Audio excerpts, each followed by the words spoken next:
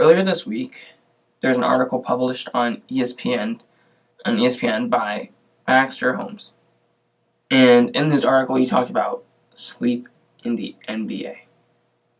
And he had several NBA players on there that talked about their experience in the NBA regarding sleep. You have LeBron James, you have Tobias Harris, you have Hassan Whiteside, a whole number of different players. And reading that article through the lens of an athlete, it's haunting. But even if you're not an athlete, if you just read the article, and I'll leave it down below,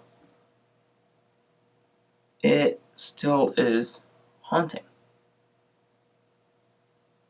Because there are ways that you can connect it to yourself. If you have a job outside of athletics, you're not, a professional or amateur athlete. You're a computer programmer, you're a software engineer, you're some other job. You're still probably working from home past your regular 9 to 5 hours. Or if you work 2 jobs, you probably don't ever get sleep. If you're a night worker, you probably get no sleep either. And so, reading this article, and I've had my own troubles with sleep, it really puts things into perspective, but also is more of a warning sign about what sleep deprivation does, and what it is, really. I looked this up also. It was from the, National Sleep Foundation. I think that's what it was called. And it said that people from 18 to 64 years old should get between 7 to 9 hours of sleep. I know that I'm 18. A couple weeks ago, I was 17. And for 17, it's, I think it's still 7 to, it might be 7 to 10. But I know I didn't get that much sleep at all. And I know at 18, I have not been getting that much sleep at all. I tried last night and it was really good because I got, I got 8.5 hours of sleep. And it was really good, but it needs to happen on a more consistent basis. Now for athletes, because they need to recover from games, from exercise, from their muscles tearing and trying to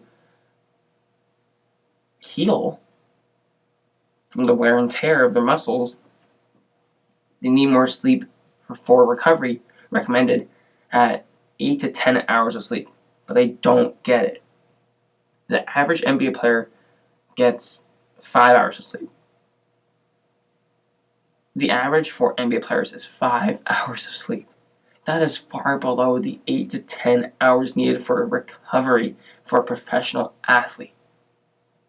And by not getting that amount of sleep, they risk injury, and on the lighter level, just playing worse. Playing worse and higher risk of injury because of lack of sleep. It's a silent killer, as the article mentioned. But then also the NBA schedule does not help these players get more sleep at all.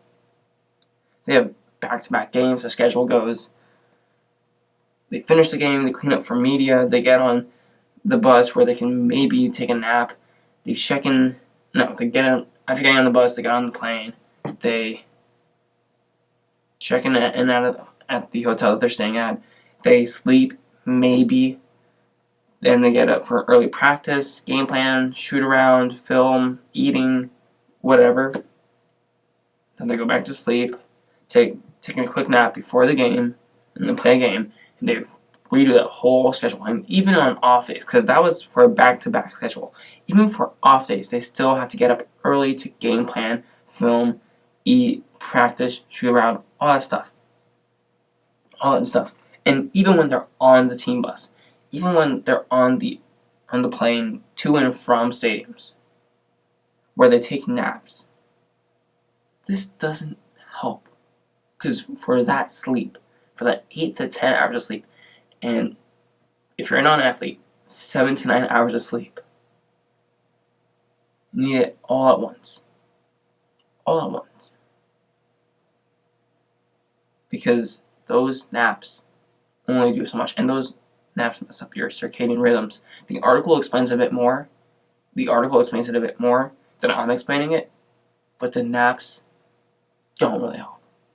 The biggest statement that stood out to me from that article was from Dr. Matthew Walker, and he said, based on about 10,000 empirical scientific studies, the number of people who can survive on 6 hours of sleep or less without showing any impairment, keyword, without showing any impairment, keyword right there, rounded to a whole number is 0. 0 people can survive on 6 hours of sleep or less without any impairment. So now it brings about the question, what can the NBA do? They've already reduced back-to-back games. They've eliminated the horrendous 4 games in 5 days stretch. They're moving to less games at 10:30 p.m. Eastern Time. And they have more rest days. They've elongated the season. So what's the next step? I think that the next step is what has been called for a long time, which is less games. So no more 82 games, just less than that, and make those games more spread out. Give these players time to rest, to sleep, because they get into their hotel on back-to-back games at 3 in the morning. And they can only sleep for so long before they have to wake up, eat breakfast or lunch, and start practicing and get ready for the next game.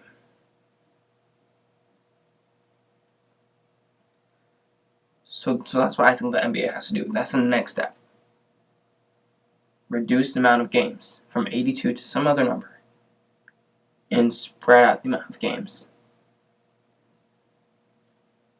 And now if you think that this is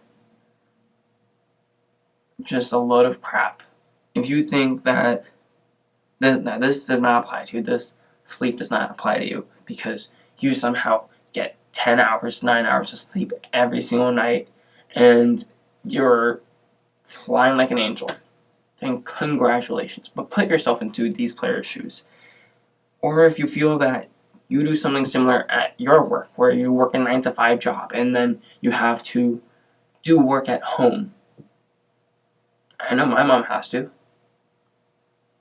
That she has to continue doing work at home, finish a project, whatnot. If you're a person who has to work 2 jobs and you're saying, these guys are making millions of dollars and their complaint is sleep, I'm making X amount of money and I'm getting 0 sleep.